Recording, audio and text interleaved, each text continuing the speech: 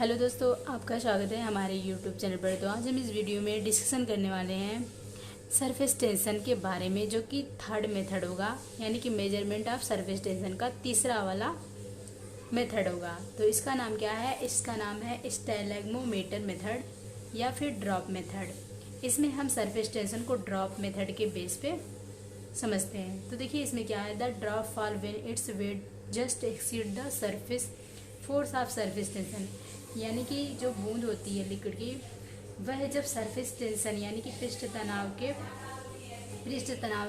के बल से जब उसका भार ज़्यादा हो जाता है बूंद का, तब वह नीचे गिरती है, यानी कि तब वह बूंद गिरती है। एट इक्विलिब्रियम पोजीशन में क्या होता है, वहाँ पे अभी वह बूंद गिरी नहीं है, वह कैपिलरी ट्यूब से लगी है, यानी कि एक कैपिलरी ट्यूब लिए हैं हम, उसको जिस लिक्विड का हम सरफेस टेंशन हमें निकालना है उसमें हम डिप कर दिए हैं, फिर उसको हम बाहर निकालते हैं। तो जो लिक्विड का ड्रॉप की तरह बना हुआ है, यानी कि वो कैपिलरी ट्यूब में लगा है, ठीक। तो अभी यह सरफेस टेंशन के कारण यह कैपिलरी ट्यूब से चिपका हुआ है, यानी कि surface tension acting along the circumference of drop, यानी कि यह जो सरफेस टेंशन है, जो पृष्ठ तनाव है, यह किसके अलोंग लगाई है? जो ड्रॉप का परिधि है, यानी कि जो बूंद की परिधि है, उसके अलोंग यह कार्य कर रहा है। तो यह सरफेस टेंशन जो है इस तरीके का बना है। तो यह जो बूंद है ये ड्रॉप, यानी कि बूंद जो है सर्कल में है, तो इसलिए यहाँ पे हम परिधि लेते हैं, ठीक। अब देखिए जो बूंद है उसके ऊपर वेट अप्लाई होता है, यानी कि उसका जो भार है वह नीचे की साइड कार्य करेगा, ठीक। यानी कि वह नीचे की साइड ज़्यादा भारी होगा, वह जो ड्रॉप है लिक्विड का, ठीक। अब देखिए क्या होता है, यहाँ पे मान लीजिए पहला वाला ड्रॉप गिरा, फिर सेकंड वाला ड्रॉप नीचे गिर रहा है। कब? When weight just exceed the force of surface tension, यानी कि पृष्ठ तनाव से ज़्यादा जब उसका फोर्स हो जाएगा, यानी कि जो उसका बल है, जो पृष्ठ तनाव का बल है, उससे ज़्यादा ड्रॉप का वेट रहेगा तब।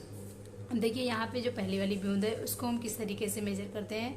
For two liquid of weight, यानी कि दो लिक्विड के लिए, यानी कि दो तरह के लिक्विड के लिए जो वेट होगा उसका क्या है, एक का W1 है, एक का W2 है, यानी कि बारी बारी से हम उसको मेजर करेंगे, पहली वाली लिक्विड और सेकेंड वाली लिक्विड के लिए, ठीक।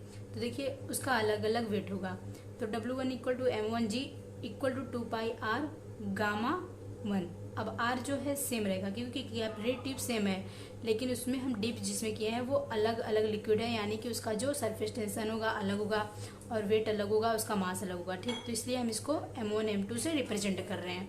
अब देखिए W2 equal to M2G equal to 2πr rho G हो जाएगा। इसे हम इक्वेशन फर्स्ट और सेकंड मान लेंगे। अब इन दोनों का हम कंपेयर करेंगे, तो देखिए यहाँ पे ये सारी वैल्यू कट जाएगी, तो gamma 1 upon gamma 2 equal to W1 upon W2 के हो जाएगा, यानी कि जो भार होगा वह सरफेस टेंशन के क्या होगा, डायरेक्टली प्रोपोर्शनल होगा, ठीक। जो लिक्विड का भार होता है वह सरफेस टेंशन के डायरेक्टली प्रोपोर्शनल है, ठीक। अब देखिए हम इसे आगे समझते हैं। इफ़ M1 एंड M2, यानी कि N1 and N2 are number of drop, यानी कि ये जो नंबर ऑफ ड्रॉप है, पहला वाला बूंद है और ये सेकेंड वाला बूंद है, ठीक।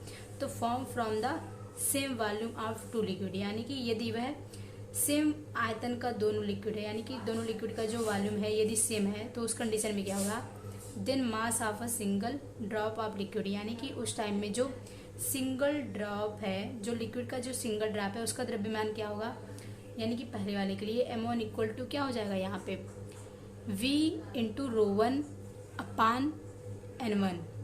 मास of a single drop of liquid second के लिए, यानी कि सेकेंड वाले लिक्विड के लिए सिंगल ड्रॉप के लिए हम देखेंगे, ठीक। तो उसका द्रव्यमान क्या हो जाएगा, M2 इक्वल टू V रो2 अपान N2 हो जाएगा।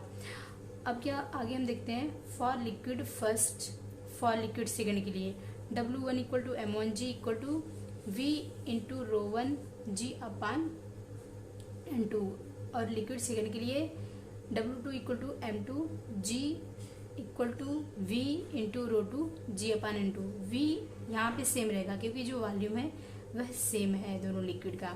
तो अब इस कंडीशन में हम दोनों यहाँ पे फर्स्ट और सेकंड वाले दोनों ही इक्वेशनों को हम डिवाइड करेंगे, तो हमें क्या मिलेगा।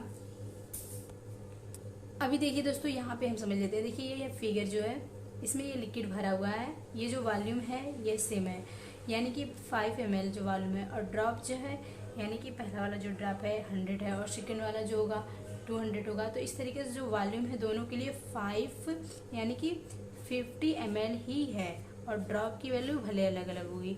तो ड्रॉप यानी कि लिक्विड जब यहाँ से गिरता रहता है तो उस कंडीशन में पहला वाला ड्रॉप और सेकेंड वाला ड्रॉप के लिए हम देख रहे हैं। ठीक,